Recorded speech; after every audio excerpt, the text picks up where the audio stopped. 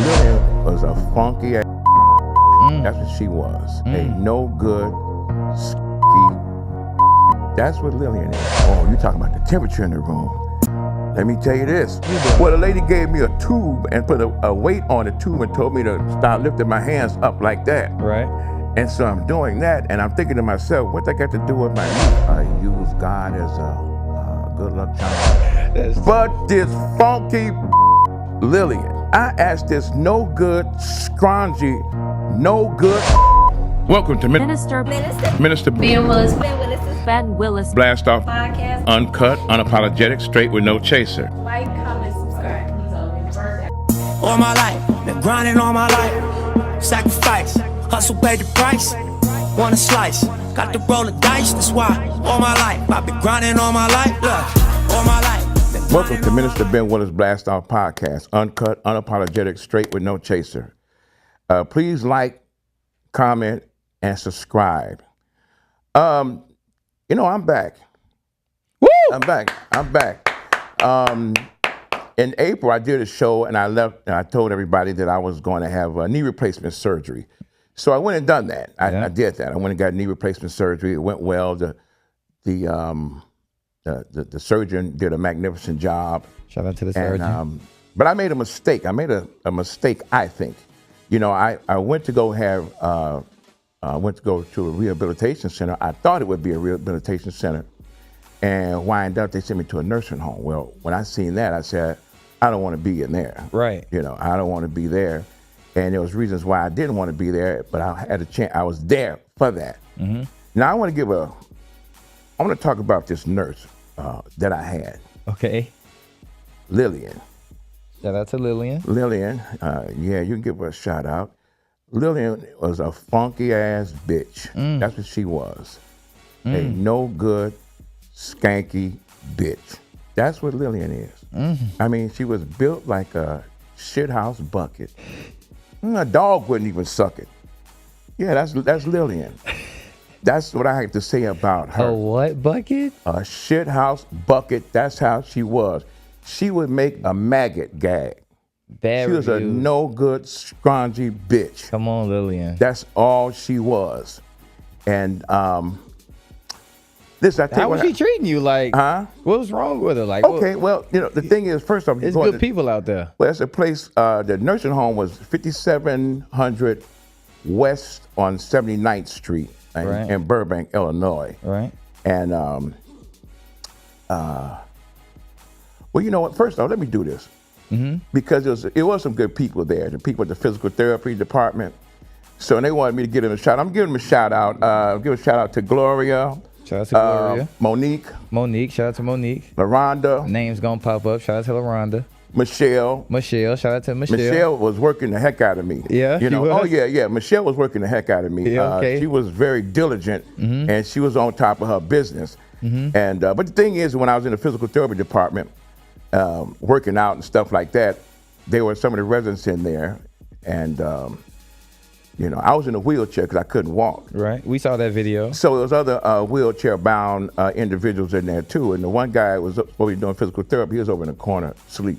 Yeah, he was over in the corner asleep, and the other guy that was working out in there, they had like this little step, the little steps where you exercise your ankles and your feet, get your blood circulation. I think I know what those. Yeah, look he like. was sitting there, and there was a lady on the bike. She was going slow, and the slower she went, the sleepier she got. Right. And so and the lady gave me. Right, where they have you at? What was you doing? Well, the lady gave me a tube and put a weight on the tube and told me to start lifting my hands up like that. Right. And so I'm doing that, and I'm thinking to myself, what that got to do with my knee? But anyway, I was doing it. So as I'm looking at everybody, I'm looking at the man over here in the wheelchair, he's asleep, and this guy is moving his ankles, and I look at the lady over there at that spot, she's asleep. It made me get sleepy. Right, because everybody else sleep. I went to sleep, and the tube fell on the ground and everything else, and the weights fell. I said, hell, I'm getting out of here, and I started rolling myself up out of there. But this funky bitch Lillian, I asked this no good, scroungy, no good hoe. I said, can I take me a shower? Because when you walk in the place, this nursing home. Smelled like urine. And That's not good. so she wheeled me into the shower area, and Lillian. and she left. She left out. Now, because you can't walk, you have to sit in a chair in the shower. You know, so you sit in a chair in the shower, and then when you get through shower, and of course you get your towel and everything, and then you go head on about your business. You know, you go about your business and stuff like that to let them know. This bitch left me up in there. She left me in the shower room. So she helped you in the room. She wheeled me in there, left. She didn't say nothing to you while she was like, oh, I'm about to leave you right here. She didn't say nothing. I mean, just stand outside, give me 10, 15 minutes, come back in. You ready? Yeah, okay. And I can drive myself up and get in my wheelchair. We can go. Right. So she's gone, and I'm sitting there. And so I was okay. I'm ready. I'm done. I'm ready to get out the shower. And I look for my wheelchair. My wheelchair way down there, way down there, way down there. And I'm sitting there looking at the wheelchair like, okay, how I'm gonna do this?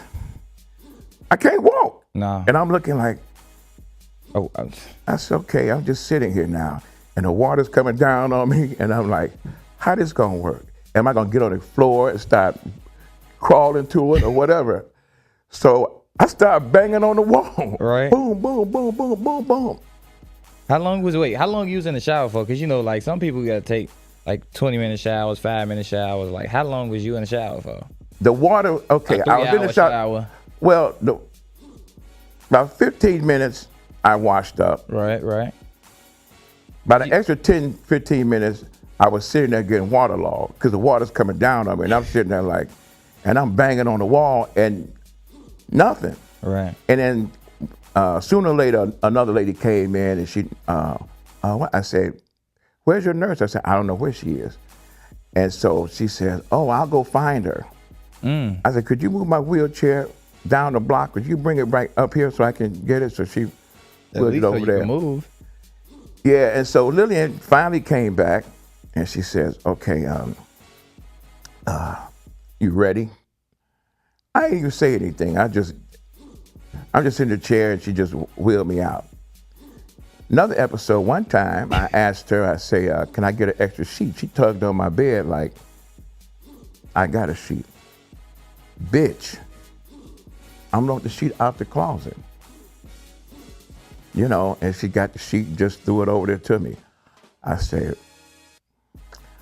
you can't report it? Like, how you go about that? Oh, well, this gets deeper. This gets deeper. Report to who? Okay, so anyway. Like HR or something? Well, this her is boss or something? Well, okay. Well, we getting there. We getting there. All right. So I said, okay. Was it cold in the room about the sheet? Oh, you talking about the temperature in the room. Let me tell you this. I was in the room. It was 3 guys in the room, right? It was me and the 2 other guys. And each guy had a bed, and they had their own TV and stuff like that. Right. And only like a partition, you know, a curtain separated the 3 of us. One guy, he would turn his TV up as loud as he possibly can, all the way to the tip. Every day, all day. Oh, man. Turn it all the way to the hill. Oh, man. And in fact, if me and him had the same channel on, I cut my volume down all the way because I can hear his and it can work with mine. Right. The other fella, God help them people. It's 95 degrees outside. He got the heat cut on. I asked one of the nurses, I said, why is it so damn hot in here? She said, oh, I got to go ask Mr. Robert, can he turn the heat down? I said, why is the heat on? This is June. Yeah, it is June. Like, yeah, that's crazy. It's when having the heat on in the summer? Listen, man.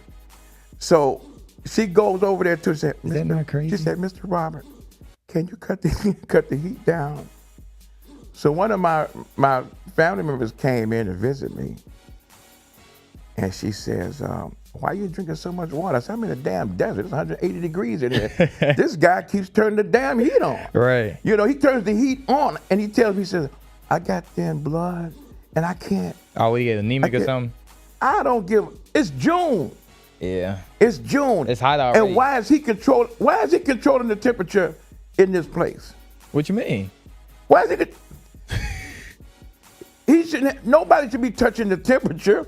It's air conditioning there. It's supposed to be. He got the heat on. Yeah, nah, that's wicked. That's wicked. I'm not gonna lie, that's wicked. So, How thin is his blood though? Do you know? listen, he was a nice old man. These guys, they were patients that were in this nursing home. Mm-hmm. But I don't put that on them. He should not have control. Nobody should have control of nothing. Exactly. You know, they shouldn't have It should be control a of base nothing. temperature everywhere. These people have different ailments and stuff like that, and health issues. They shouldn't be controlling anything. That's like someone with dementia going in there and say, "I'm gonna make dinner for everybody." You know, that's not gonna work out too well. That's not gonna work. So anyway, listen. She brought me they brought me a food tray. I said, "Hey, I don't eat pork and nothing like that." She took the tray away and kept going, and they didn't bring She ain't nothing bring back. nothing back. That is tough. That nasty, no good bitch. Come on, I man. mean, and yeah, and I'm talking like that. Yeah. I'm talking like that. This show is uncut, unapologetic, straight with no chaser. Uncut, unapologetic, and I'm not. And when you say Lillian, it says nasty, funky bitch. That's what I want to line to that. What about the bucket? What happened with the bucket? Oh, the way she's built, like a shithouse bucket. Yeah, she's built just like that. Lillian, man, you gotta work on yourself. No. What else? Is there anything No, else that she did? Is there anything else? I could say some bad things about what she needs to do with herself, but anyway, I won't do that. Mm-hmm. Now the thing is that, and the reason why I'm bringing something to light is that Yeah. I was in a nursing home, and this is the kind of stuff that goes on there. Bring I had a awareness chance to to it. see. Yeah, I had to see some real bad things. That people sit in their urine and their waste all day. That's how you get sepsis. The smell of urine all day, and they just sit there. And the thing is that if you want to break somebody's dignity down, sit in your waste. Sit in your waste for a day or two. Just sit there. Sit in your waist. Just sit there. Just sit in your urine and your waste. Just sit there. You would destroy a person's dignity. You know, a baby that can't even cry, they can't even talk, cry because they're wet. They want you to change them. Yeah, that's fair. And these people that are in there and they can't speak for themselves. So I'm speaking for the voiceless, and that's why I'm coming hard. Yeah, I got everybody's attention. There's going to be people that say, "Oh, well, you're a minister. You know, you're a minister and everything, and you shouldn't talk like that. You out of your goddamn mind. How about that?" Yeah. Let the You know, people how know. about that? Let the people know what's going on. The people that are in them nursing homes are forgotten. They're forgotten people. And this stuff going on every day is sitting there. As we're talking right now, people are going through that. I mean, they keep them drugged up. Look, 3 in the morning, I'm laying there asleep. That's deep. Because I was there for like 7 days. But I seen a lot. 7 days. You can have no more. No, I wouldn't even listen. The first day I got there, I said, "No, I'm not going in here. I wasn't going in no nursing home. Right. I thought I was going to a rehabilitation center. Exactly. And so I said, "No, I don't want to be in here." But I sat in there for 7 days, and but anyway, one night I'm laying in the bed, and about 2 or 3 in the morning, this lady tapped me. She sit on the edge of my bed. I wake up. I'm like, she looking right down on me. Wait. There. Let's pause right there. Picture Yeah. somebody sitting on your bed, sitting at the edge of your bed at 3 in the morning, tapping you. That's crazy. Yeah, You in the place you don't know nobody. You don't know no faces. No. It's a random person. No. And she was sitting there, and she said, "I got to give you a shot." I said, "First off, she didn't even have no uniform on. She was on regular clothes." I said, "No, you got to get up and get off my damn bed." I said, "No, I'm not taking no shot. Right. I'm not taking no shot from you." I said, "Get on out of here." "You refused it?" "Hell yeah, I refused it." And so she walked away. I said, "Who is this?" I said, "Looked like she had something." Wait, she had on regular clothes. Yeah, regular clothes, like she, I don't know what she was on, but Maybe she was like just coming from her lunch break or something, or like she just came from outside. she smoked, got on snort, shift. or do something. That's on her lunch break, because that's how it looked like she was. You know, she was tweaking. You know, she was tweaking. Did she give anybody else a shot? You ain't look out for nobody else. Everybody's asleep. Everybody's in a drunken stupor. Right. Because they keep them medicated. You know, they keep them medicated, and they're out of there. You know, and I'm like, no. One time, a lady came with a cart, and she said, "Hey, it's time. Do you want a vitamin drip?" I said, "No." Just say your doc. I said, who told you to bring me a vitamin drip? She said, your doctor. I said, what doctor? And she named some RB, and I said, I don't know who that is. She said, gives you a lot of energy. And I say, nobody in here got energy. Everybody slumped over in the wheelchair. I said, you have to move around and get out of my face. You know, it was just, I'm in the wheelchair, I'm in the room, and this lady comes in and she says, I got to get your weight. We got to take, a notation of your weight. So she rolls me out, takes me to where the scale is at. I get on the scale, and she rolls me and put me in the hallway. And I'm like, is she gonna come back and take me back to my room? So this other lady says, sir, where are you supposed to be? I said, this lady took me to go get my weight. And Man, I said, I don't know where she's at. So the other lady pushing me back. I'm looking, I see the other lady the lady that took me out of my room. I see her in another room sitting there just eating cake. I said, what kind of monkey ball stuff is this here? Monkey ball? Yeah, this was, people out here that are looking at. People actually need help in those places, first of all. Big time. People actually need help, like actual diseases, disabilities, and like can't move for themselves, can't think for themselves, can't even like communicate right. No. So we wanna bring awareness to what's really going on in them spots. Yeah, it's really bad. For the viewing and listening audience, if you are considering sending your family to a nursing home, you make certain that you be there, that you show up there, that your family circle the wagons and have a united front, and make sure you go out there and visit them on a regular basis all the time. That you bring them good clothes, you wash their clothes, you go out there and you cut their hair, do their hair, make them feel like a human being. Mm-hmm. Take care of them. Mm-hmm. And you really have to be mindful of that. And it's got to be consistent, because most, they don't care about them, and they do so. I mean, it's horrible. And like I said, I'm just a few months removed from that. Mm-hmm. That was in June. Yeah. This is August. And so I had a chance 2025, so know how long it's been going on. And so we all don't think about that. Mm-hmm. We don't think about that. And before you know it, I mean, and those people that are at my age, be mindful that, you're a step away from being there.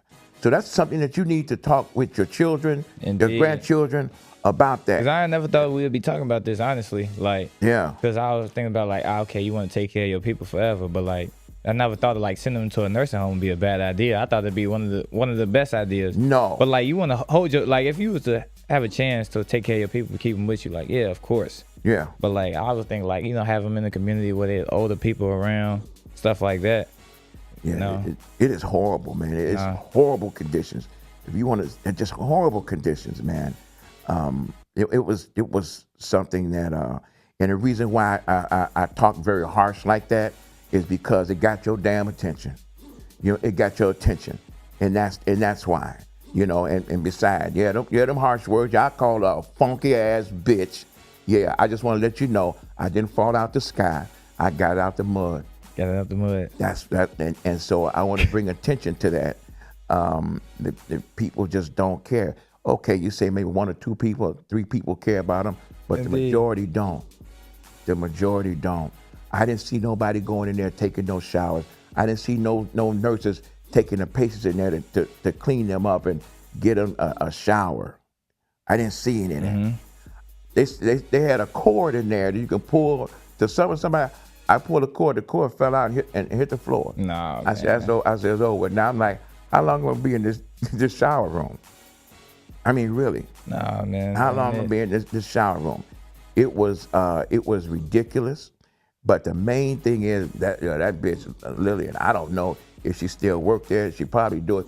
And if y'all hear this, because by the way, I did mention the name of the nursing home, but I did give the address, and the physical therapists, they know, and they should go ahead on and spread the news around there that I do know. And yeah, I'm a bad because I have a microphone and a camera. Indeed. And I can draw attention to that. Indeed. And so, I mean, now, and I thought about nursing homes for a second. I said, well, this is a place where you warehouse the elderly. And it's some people that didn't have a good relationship with their family. Correct. And their mother and father. Correct. So they had no problem just throwing them in a nursing home. Just say, forget it. Mom and dad didn't care about us. So forget that. Mm-hmm. But there's other people that are not able to take care of their parents when they start having serious health issues because they got to work and they got families.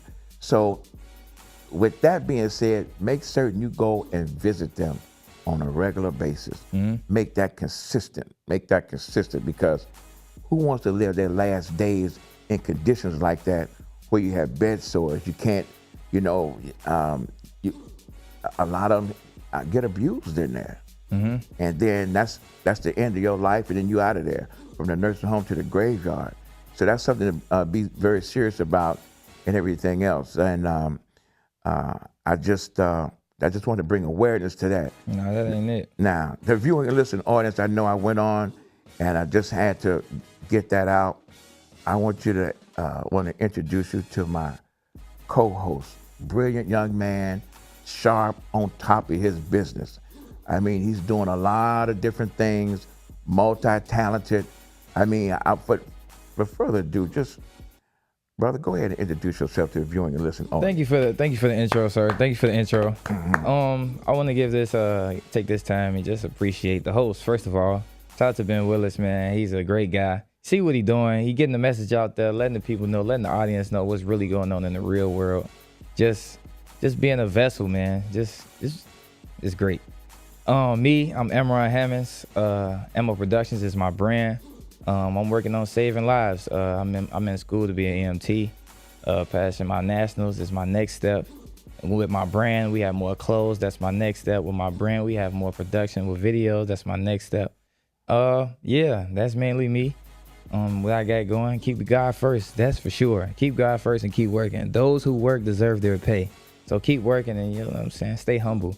Stay humble, because you don't know how somebody could treat you on the back end. You don't know how karma can work out to where, stuff can happen to you and your family and generations on. So just show love. I always show love, man. I always show love. And for the people out there that's looking, you know what I'm saying, on the other side, from the other side, hey, keep God in your life, twin. Just show love, man. Just show love.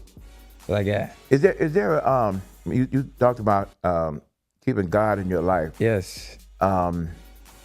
Yes, sir. Is that something that's missed, or that people use God as a good luck charm? Don't think about God at all until you hit adversity, and then you want to shine God off, as a good luck charm, and then say, God, help me with this. Mm-hmm. Is that an issue? And how do you keep God first anyway? I mean, how, when you got other things to think about? Yeah, that's a good question. How do you keep God first? And also, do you use God as a good luck charm? You don't use God as a good luck charm, because then in that fact, like, even when things get unlucky, you can't be like, oh man, I wish God was here, or this circumstance is like this because God ain't here and my good luck charm ain't there. No, God is always there. Mm-hmm. So you can't use him as a good luck charm because he's always there. But it might be a good luck charm because, like, you're here. Mm-hmm. So in that case, God is always here. So it's like, I don't know how to explain that. Yeah. Also, the second question you had, what was that? What did you ask? Well, I'm gonna give an even deeper question. Mm-hmm. How can you believe in something that you can't see? Okay. Yeah. How do you believe in something you can't see? Just as well as your body waking up, your body moving. You didn't tell your body to wake up at 6:30 in the morning this morning. You didn't tell your mans to go do what he did, or you don't see the work that you putting in and the results as far as working out. You don't see the results right away. That's how I look at it. Anything that you put work in, you don't really see the results right away. So just believe that there's something coming or something greater. It's always a process. It's always a process. But is that done from you though? I mean, you can, if like doing push-ups or something like that, right. You go down and do push-ups and stuff, you feel stronger. I mean, that's you doing it. Yeah, that's you doing it. That ain't God doing it. That is, in a sense, that's you. And in the same time, that's God as well, because you could like not be able to do push-ups. Some people can't do push-ups. Some people ain't got arms. Some people deformed. Some people are like can't have the mental capacity to do push-ups. So it's just like having a blessing to be able to do that is like God in a sense. So yeah. Yeah, I was just seeing you mention God and stuff like that. Also, like you said, how do you keep God first? Not to cut you off, but how do you keep God first? So with that, it's a lot of stuff going on. Everybody got everything going on. But if you put that blind faith into the creator or what made you or whatever religion you in, like if you put that blind faith into that and know it's going to be better, know it's going to know something coming, know something behind whatever you're going through, it's going to push you through the adversity and like make you better from it. That is how you keep God first. Because like you could be going through relationship problems, you could be going through grief, you could be going through health, you could be going through disease, you could be going through all that, and still knowing that you here today, or still knowing that you couldn't have been chose today, or that other people didn't wake up today, or that people are worse or going through worse things, you can know that there is a God and keep him first, because he is going to bless you, or he or they or whatever the higher power is going to bless you, the Almighty. Yes. Yeah. It's a lot of stuff a lot of people be going through, like a lot with grief right now, a lot of people dying, a lot of people getting shot, a lot with disease, a lot with disease, with cancers and like older people dying off, a lot with babies, just miscarriages or stuff that's not going right. A lot of stuff not going right. Financial. Everybody got problems. So you can't look at your problem and be like, oh man, like, oh, it's the worst thing in the world. No, it could be worse. It could be worse. And you blessed because you are here going through it. It's not about being in it. It's about getting through it. It is about being in it. You are not your circumstances, so you have to get through it. Yeah. Okay. Yes, sir. I was listening to you and you was talking about the different things that you're doing. I mean, that's a very competitive business. That you're in, you know, you're doing the contents and things of that nature, and the clothing line. It's a lot of competition. It is a lot of competition. You know, I mean, what do you think about that when somebody else's stuff is better? Oh, my stuff is going out the way. I got you. You got me? Yep. Thank you. That's why we here, man. Thank you. This is live too. Yeah, this is live. That was the L. If y'all heard that, if the mics picked that up, it's the Chicago L show. Today. Yeah, they got the air and water show here in Chicago, and I mean all the expressways are jam packed. I mean, indeed, it's jam packed, and it's always a lot of activity going here in Chicago. Exactly, it's so much all the time. It's just beautiful. I love the city, but you know, I was talking about the competition aspect. Correct. You know, what make people? What do you think that you can do to make people say, "I'm going to check out your clothing line," opposed to all the other people, because there's a lot of competition. Yeah. What do you think? You know, that's why I wanted to ask Dominic that he's acting. Exactly. Shout out to Dom. I want to ask Tara the same thing. She's a model. For modeling. What is it about the competition that you're going to go against that you would say, I should be the one? What makes you think that? Okay, personally, you know how you got different brands, right? You got Gucci, you got Louis, you got Bottega, you got Cartier, you got all the other fashion brands that everybody is in this market. Right. So with that, there's all different styles. Gucci is Chanel is classic. Right. Balenciaga is outgoing. Right. Gucci is simple, but it got taste to it. Right. So it's like with different brands like MO Productions, with my brand, it's just like it's style. It has style and it has my input on it. Don't nobody else got my input but me. Right. My thought process. Right. So if you would like my thought process and the way I think clothes would look, or the way I would like a video to look, or the way I like production to look, you would go with my brand. That's all. It's just a piece of my mind in the world. Right.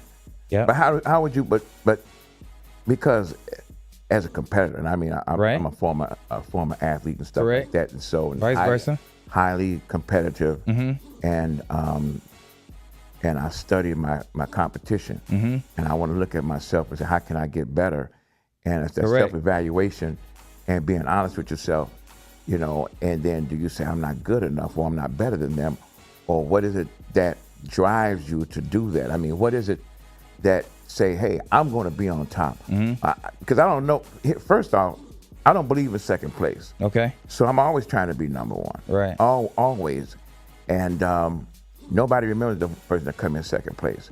So what is it that drive a person? Because other people just give up and say, you know what, I'm done. I can't do this. I'm a podcaster. Yeah. And I do watch other people's shows, and I watch the competition and everything, and I'm honest about it. Mm-hmm. Some shows are okay, some shows are garbage, and you say I'm way better than them, and that's the competition. What can I do to be better? So what is that drive you to do stuff like that? Okay, like you say, being a former athlete, that's a great question. Being a former athlete, with that, I always seen that, okay, it's somebody that's better than me, or they could be better than me in this aspect, but I'm great at this, right? So growing up playing ball or playing football, I would see, okay, I'm probably not the best at what they do, but I'm great at what I do. So like you say, it's no number two for you. But for me, I live for number two. Like if that is number one, like I'm definitely number two because I'm putting the work in, I'm putting the hours in, I'm putting the time in, and I have the talent. So I'm gonna work and I'm gonna make sure that, hey, if that's one, I'm definitely two because I have some aspects that they don't have. I have a thought process that they have, but like it's always in the back of my mind, like work. Because if they want, because if I'm putting the work in, it's gonna look like I'm one, putting all this work in. Right. And if y'all think that they won, I'm definitely two. So it's not about what they think. It's about how I feel. So if I know I'm putting the work in, putting the time in, doing the right thing, like making everything make sense, I'm definitely two. If it's number one out there. Yeah. I mean, that's a good mindset. It wasn't gonna work for me because I don't want to be two. Right. You know, like I said, if me and my mother got into a foot race, I'm trying to blow my mother's doors off. For sure. And then afterwards, I'd be like, hey, Mom, we cool. And right. stuff like that. But I'm trying to win at all costs. Do you know that we were in competition to get in this thing called life? Yes, we were. You know, there were thousands of sperms that come out of your dad. A lot of cells. To go to reach the egg. Yeah. And it's not an easy journey. It's not. Like that. So you're in competition with thousands of other sperms to try to get to the egg. Yeah. And then you have to swim upstream to get to the egg. Yeah. It ain't just like a smooth stream like that. It's like you got to fight to get up there. Yeah, you do got to fight. Out of thousands, we became the winner. You the one. To get here. Yeah. You know, to get here. So that competition is just in you. You made it here. You competed to get here. You did. You did. You competed to get here. You fought hard. Fight a fold. Very hard. Because like I say, you had to go up stream to get there. And that was not an easy road. And so with you, let me ask you, how do you keep God first in tough situations or thinking about the world and thinking about the environment, the culture, government, all that? How do you keep God first, or do you keep God first? What's your thought process on that? Well, the thing is, with everything I do, just my belief is that nothing I do, everything is done with God's permission. Okay. So I could keep a level head. I don't get too high up there or too low. You know, I know that everything is done with God's permission, so I'm already with that. You know, I hear that. I think one of the prayers is in one of the prayers it says, "Thy will be done on earth as it is in heaven." Well, I actually believe that whatever God's will is, I'm all for it.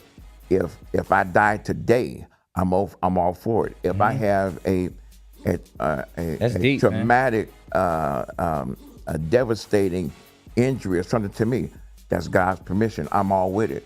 Whatever God wants for me, whatever God don't want for me, I'm with that too. You know, I'm with that too. So when I wake up, anytime I lay down and close my eyes, I don't know if that might be the last one.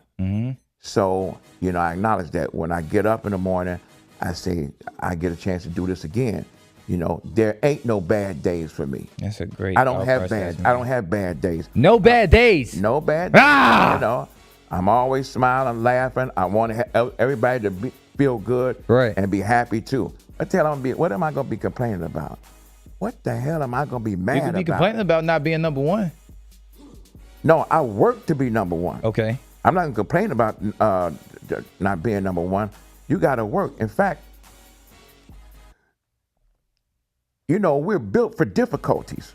Correct. We're created for difficulties, and you should not run from difficulty. Okay. You know, people run from that. I run to difficulty. Okay. You know, that is how that forms the human being. That makes you better, because with difficulty comes ease. You know, a baby is in the womb for 9 months. Yes. When it's time to come out, you see the pain on the mother that's having that baby. Yeah. You see that pain that she has to deal with. Yeah, correct. You see the pain, the force that that baby trying to push.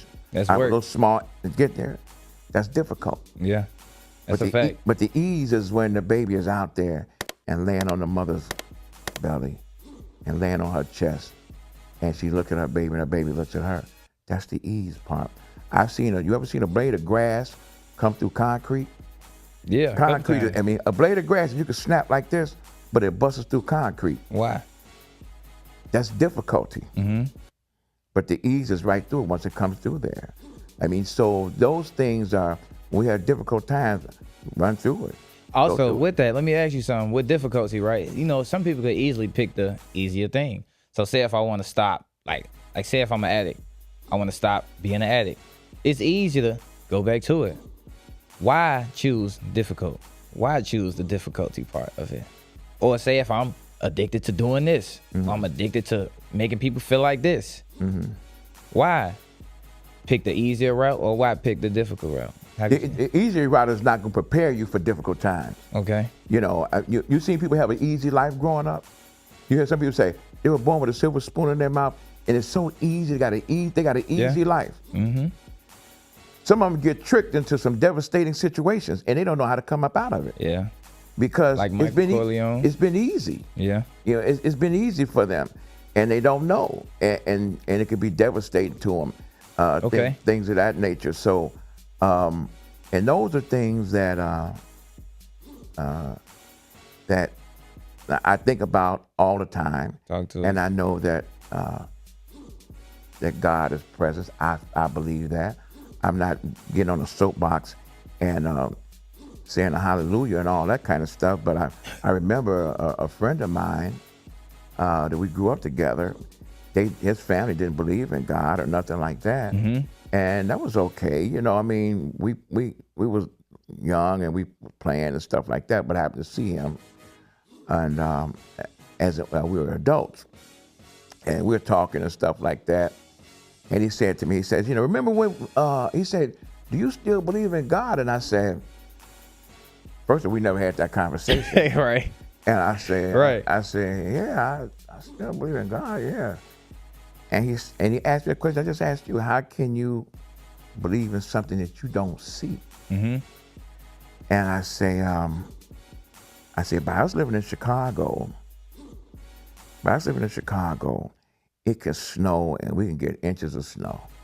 Man, feet. Yes. And so 2-3 feet of snow. Yeah, when you wake up in the morning and you got to go to school or got to go to work, and you see that snow out there, and you only seen the footprint of none. Ain't no shovel, nothing. Ain't no salt on the ground, nothing. But you do see footprints. Okay. I told him, I said, you see a footprint of a dog in the snow. Yeah. And he said, yeah. I said, but you don't see the dog. Right. I say, it's evident that a dog was there.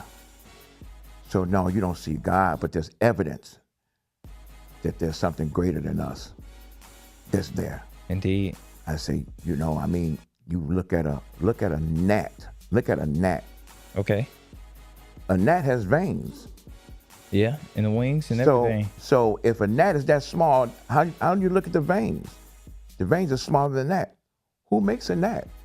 Not us. A man knows how to fly, but he can't make a fly. Nah, I can't make a fly. You know, they don't have those types of things. So how do you do that? You know, you got sonar, and man studied the bat. Because the bat is blind. Correct. So it deals with vibrations. So the airplane, they studied the bird. Correct. So who makes all this stuff here and without a blueprint? Wasn't us. You know, they have if you have a glass of water, if you have If you have a fresh glass of water. You're right, though. You're right. You have a fresh glass of water and a glass of water with salt in it. Okay. And then you pour that water into one glass, all that water is going to mix together. Mm-hmm. Well, you got fresh water and you got salt water. You got freshwater fish, you got saltwater fish. And the freshwater fish does not swim over into the salt water, and the saltwater fish do not swim in the fresh water. Correct. And what stops it from doing that when all the water combines? What stops that? Man don't know how. Yeah. He has no answer for that. Yeah. That they actually said that they heard sounds at the bottom of the ocean, but man can't get down to the bottom of the ocean. We can't. Because the pressure. Yeah. Because the pressure. Remember those billionaires a few years ago? The submarine. Built them a submarine and went down there and it crushed it. Yeah. You can't do it. How far is space? How far is up? How far is down? How wide? We don't even know. We don't know. We have no idea. Would you ever go on the submarine? Like if we was to like, all right, make enough money, you know what I'm saying? Put enough money together actually, because you know the money is there. Put enough money together and get us a submarine. Would you go down there? No, because I'm not a fool. What? I'm not a fool. I'm not a fool because I know that it states that you won't even be able to go that far down in there. You don't have enough technology yet to withstand that pressure. Yeah.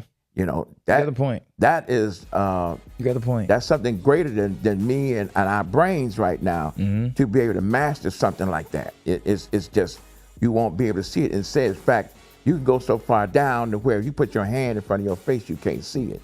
Nah, that's deep. And it's all kinds of animals and all kinds of creatures down there that we don't even know anything about. Yeah. We have nothing. We don't know anything about it. So yeah. You know, those are the magnificent things. Like I say, you can be on your knees all day long and look up in the sky and pray to God and stuff like that. You better be careful because, you know, a bird might drop something on you while you're doing that. But all you got to do is just look at yourself, like you say, who wakes you up? How do you wake yourself up? What if we were in control of waking ourselves up? What if we was in control of that? What if we had to take ourselves and plug ourselves in the wall and alarm each other to say, tell AMRON now to get up, take the plug out and plug them up so he can be ready to go. Yeah, ain't nobody finna keep doing to get that. you know, to wake up. What if we had to be in control of that? Yeah, that's crazy. Some people ain't gonna wake up. Some people ain't gonna wake up. I'll Say, plug damn, I forgot to get him up. Yeah. You know, so it's something greater than us. Yeah, it is something greater. That controls us, that regulates our hearts, our minds, and everything else.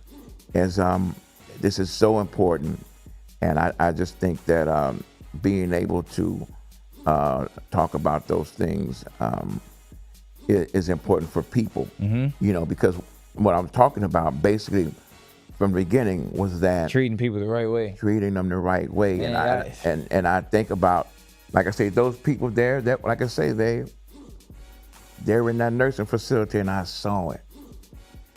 And like I say, it was done with God's permission for me to say it. And I just as I think about them now, the different ailments and stuff like that, and the people are walking through the hallways with dementia. And you know, some lady showed up at my room. Can you get my grandson for me? And I say, ma'am, I don't know your grandson. And she said, can you call the nurse? I pulled a little buzzer for the nurse, and the nurse came and told her, get back over in your room. I said, she was talking about her grandson. Nah, she's crazy, she got a problem. I said, that's how it is, just you're crazy, you got a problem. So that's somebody's mother. That's somebody's grandmother. Yeah. That they're talking about. And she didn't have no problems with dismissing her. Like it was nothing. Yeah. And I sat there and I'm like, boy. And you know, they take power of attorney of any of your valuables and money. Yeah. You come in there with money and stuff like that, say you come in with your pension, you got a pension and everything else. Right. You worked hard for, they take power of attorney over that. How? They give you like $30 a month. $30 a month. Yeah, you know, yeah. As y'all can see, Duty calls. As you can see, okay. As you can see, you know, they're calling me. They trying to figure out what we talking about on the air. Indeed. So, yeah, they take their money and they become power of attorney. If they got property, they take that too. They have access to that. And so that, and you keep them drugged up and everything. They have no idea what's going on. They don't have any idea. And the people sleep and they nod off and they push them in a wheelchair. And they go make their beds and send them in the cafeteria and then take them back and they go lay down again. That's deep, man. Take care of your people. Take care of your people. That's what I'm hearing is my notes for today. Like, definitely ain't putting nobody on a nursing home. Nobody. Nah, they definitely not doing that. Nobody. I can say this much about my family, and I'm talking about my relatives and everything else. You know, we don't believe in nursing homes stuff. We don't believe in orphanages and nothing like that. We don't believe in that. We take care of our babies, our children, our elderly. We take care of them.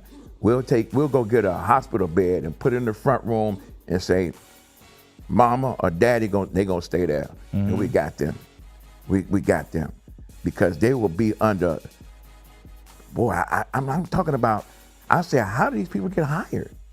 How do you hire these people? They do hire them, though. They probably just don't do no evaluations on them.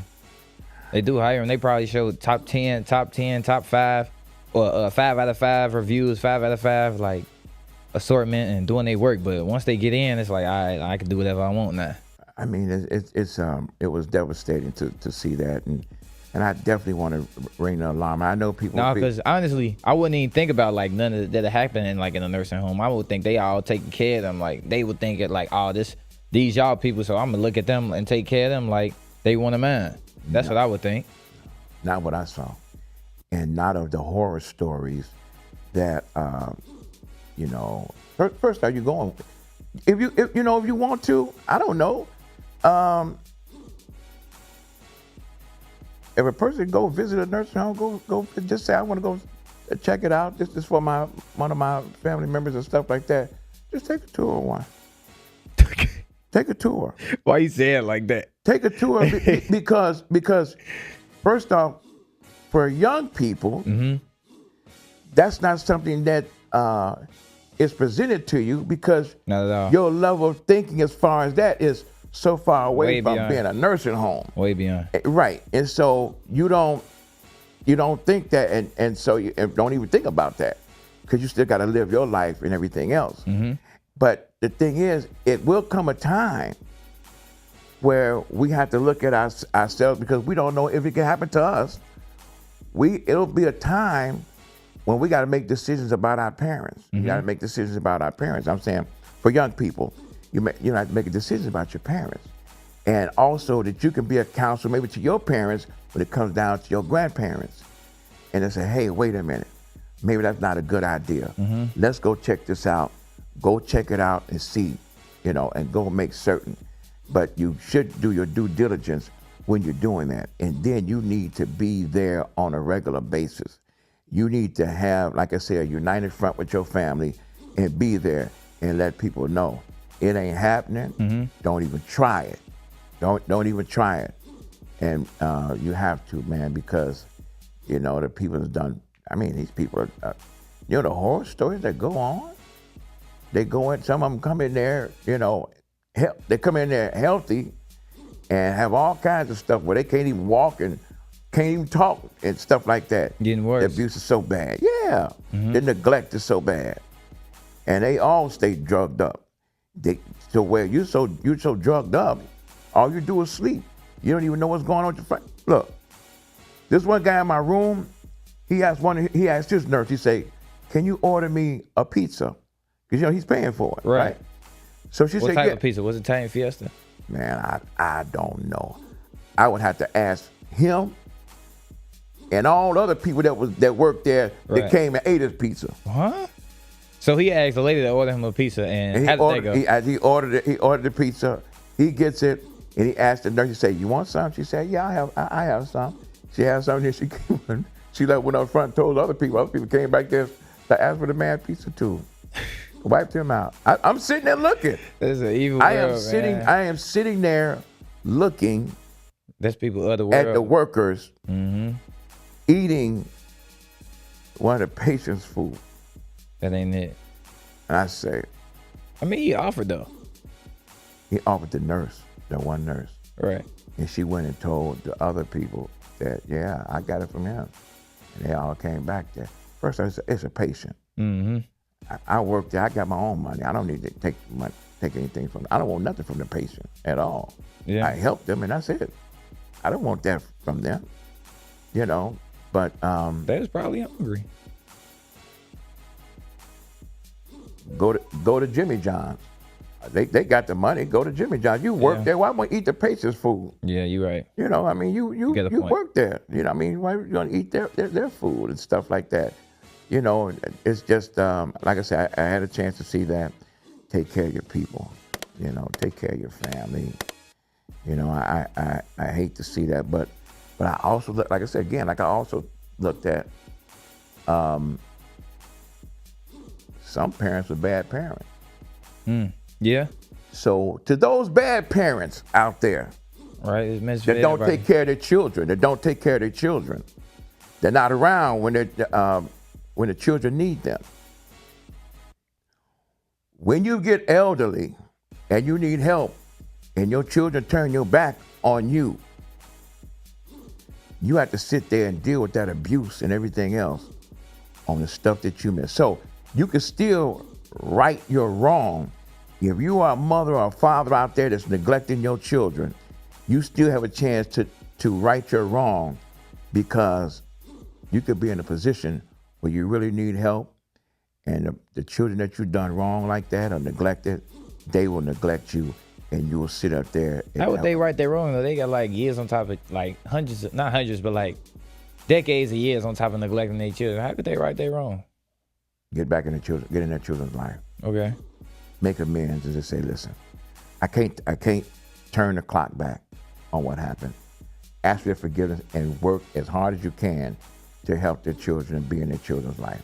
Yeah. If you know, because, you know, everybody, you know, when you look at every human being, when they look and see, especially their mother and father, they see that, you know, y'all didn't take care of us. Y'all wasn't no good and everything else.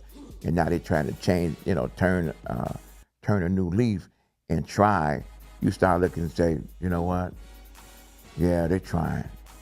They ain't just give me a script or nothing like that, and then they go ahead and do something else. They're actually trying to help me. And so then you know, you do. You know, because I'm gonna say this. One thing about this, we don't choose our parents. No, we don't. We don't choose our parents. And that's a fact. Yeah. And so the thing is that actually, like I said, some bad parents that are real bad, but they're a gift for us though, and we don't, and we're not. I just feel that you still got to honor them though. I'm not in, because I'm not in a position to judge my parents like that. You know, I let God be the judge. I'm not in a position to do that, and so. Because you still a piece of them at the end of the day. That's you don't choose them, but you still look at a piece of them in you, and you could either change it or make it for better, or make that piece of you be the downfall of whatever you got going on. That's right. And for the parents, when you have the children, your children are a gift to you. And when God gives you a gift, you must accept it. Yeah. So cherish it. Yeah. So sure. So the thing is why you got life in your body, you can change yourself, and you can change situations. Correct. And make better and make do, and it should be that way. You know, we should try to be better people, better human beings. You know, we need to do that. Correct. We need to do that. I agree. Every race of people need to do that. Then all the races of people need to do that. We should, you know, because we are part of the human family, and these are things that we need to do. There's enough calamity in this world. It's a lot of calamity in this world. And you can look at it every day. You can look at it in the city of Chicago. In fact, did you see that guy that just got shot yesterday? He was sitting in his car doing Facebook Live. Nah, I ain't see that. Yeah, it's a guy doing Facebook Live. He got into an argument with a guy. It's on the west side. And he was doing Facebook Live. He got in an argument with a guy. He's sitting there venting on what happened and so on and so forth. And a dude knocked on the window and took him out the car. And you hear a pow. And that was it for him. You know, just a random, or was it the dude he was no, talking because about? they said he was in a liquor store and he come out the liquor store and the guy said, you can't park there. And then he like, nah, man. And this guy was some kind of promoter. Okay. Some kind of rap promoter and stuff like that.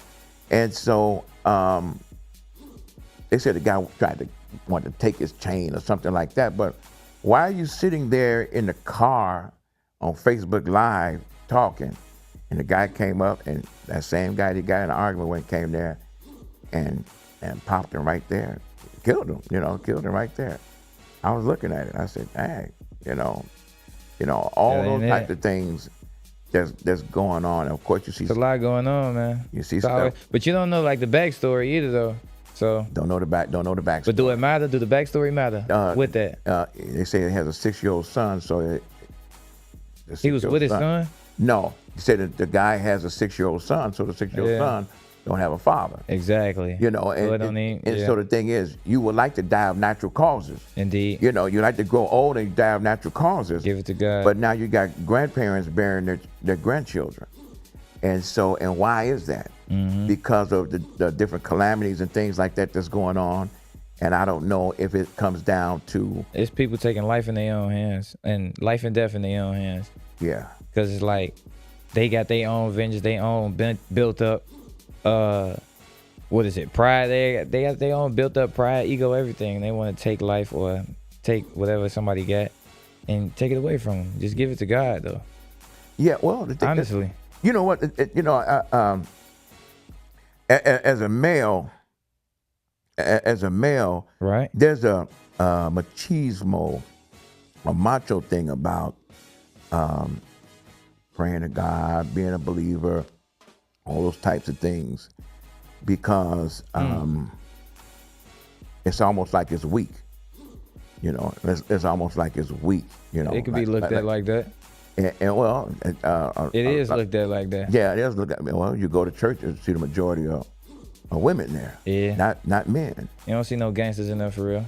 Ain't no gangsters in there because they looking at that the church is a hustle. Mm-hmm. They're looking at doing hustling people, and which in some instances, they're not lying. And so not all of them. No. And so they're like, now we stand up guys and stuff like that. They just in there hustling the women and yada yada yada. But I'm a little bit more tougher. I don't need that. I got this thing on me. I pull the switch out and I'm gonna handle it like that. Indeed, that's what a lot of people think. Now, correct. I'm the ruler of your life because I'm getting ready to take it. Mm-hmm. You understand? And that's a sense of power. You have some psychopaths that are serial killers. They get a thrill out of killing people. Yeah. It's a thrill. It's a bloodlust. Yeah, it becomes a thrill. So it is a mental disorder in that faction. But we have a lot of people that are in that kind of situation. We do. And this world is built up on that situation. It is. And so you got to be mindful of what's actually going on. And the greatest gift that God gives you is common sense. And not all sense is common. It's not. And so these are things that we got to do. That's the stuff that we have to do. But, again, I guess, and I didn't know what I was going to talk about, but I want to talk about that bitch named Lillian. You. That's what I want. That's what I want to address. That bitch. Yeah, and I want her to carry that, and maybe she can turn herself around and start treating the patient, because she treated me like that. And I said, but this is not. That's just her common pattern. Mm-hmm. So for those people that can't speak, I'm speaking on their behalf. I'm speaking on their behalf, and that and so I just went into a compassionate area about people that I really didn't even think about. You know, I wasn't even thinking about a nursing home or nothing like that. And I saw that, and I said, God put you through that. Indeed. Yeah, and I had to see that, and so yeah, I always be mindful of that, and even the guy that was cutting the heat on when the air conditioner should have been on, right? And he got the heat. I mean, he got that heat blazing. I'm sitting there. I'm sweating. Crazy. I'm sweating like I caught a murder. I'm sitting there. I'm like, good grief. Nah, you know, but to just show you that the administration don't have no control over that. Yeah. Now what is that? What is that? He shouldn't be doing that. You're gonna need the meeting. In fact, my son called and he said, "My dad's in there. my dad's in there smoldering. Why y'all got smoldering? It's crazy. Why y'all got the man, this guy in there controlling the air and the heat? Smoldering is crazy." And they would ask and say, "Mr. Robert, could you cut the heat down?" I say, "It shouldn't be on." Yeah. But Mr. Robert probably got the juice in there. You never know. He got the juice. He got the juice. He told me, he said, all they want is the money because he's out of the military. Yeah, he was in the Korean War. Yeah. And he said, all they want out of me is the money. And he get what he want. And that's the bottom line. They want the money because they have access to that. And so about money, talk to him. Well, here's the thing. If you got family members and you know that they're going, and you make certain you lock everything up yourself. Get all that, because, you know, when y'all want to throw y'all parents and grandparents away, you know, all you're doing is benefiting, you know, other people. And they're not getting the proper care that you would love to have. Right, with people with the best interests of you. Yeah, and they don't have the best interests. And like I said, the hiring process, I don't know, they can probably better the hiring process. It's not getting people who really care about people. Because other than that, you'll get somebody like me that will talk. Yeah. About and shout talk, out to Ben Willis. Like I said, he's a great guy, man. And put you on blast. He's a about great that, guy. You know, and so, and I'm not afraid. Some people told me, they say, well, you know what they can do? They're going to come sue you. I say, well, get in that long line of people that want to sue me. Just get in that long line. You got the line of people that want to sue you. Yeah, it's a long line. When you was going to tell me this? Well, get in the long line where people going to sue me. Go ahead. Go ahead and see what you got. Do they got a waiting list, or how does the list look? Everybody take a number and get in the back of the line. That's all. If you want to sue me, come on, sue me. That's funny. You know, I'm not afraid. I ain't afraid. No, I ain't afraid. No fear. No, I ain't no fear. The only fear I have is God's punishment. That's all I fear. Hey. Other than that, no. A lot of stuff ain't easy when you take a stand. It ain't. When you take a stand, it's not easy. It ain't just like doing this, like getting on here saying, like, you know, not promoting God, but like showing the people what God love can do. You know what I'm saying? Yeah. They don't think it's tough. They think it's weak. They think it's pussy. They think it's this. Yeah. They think it's that. It ain't about what they think, though. Yeah, people think that they think going to church ain't it. Yeah, listen. Talk to them. I'll knock your bitch ass out in the name of God. How about that? What God love. How about that? What God love. You know, I'm just going to tell you. You know, I'm just going to tell you. Right. That's that. Indeed. But take a stand. It takes a strong person to deal with that, because it might not be the popular thing. It's not. I remember they had platform shoes was out. And platform shoes came out. I said, I can't wear that. I ain't wearing it. They back out. And well, you know, I mean, there was like no place to go to get regular shoes. Yeah. There was no place to go to get regular shoes. All the shoes was platform. So I remember you went barefoot? In the 70s. No, I had to go in the 70s. There was a square stores. What was it called? Kenny Shoes or something like that. There was like real floor shoes or something. I'm gonna look it up. It was real square. I'm gonna look it up. Yeah, it was real square. You know, you just all the shoes in the stores, the style and everything, the platform. I said, I can't wear that. I ain't wearing it. So what you do? So I went and got me some square shoes. You know, square shoes, like what them look like? Like they were just regular shoes. Now that you look at it, just like regular shoes. But they was called square shoes because they wasn't platform. No, I'm talking about square, you know, nerd shoes. Like that. Yeah. And I just said, that wasn't style for me. Mm-hmm. You know, the clothes was where I didn't want to. You know, the clothes was different in the 70s too. So I'm not wearing that. Them floral shirts with the button open and I'm not wearing no like a blouse. Man, it look like a blouse. I'm not wearing that.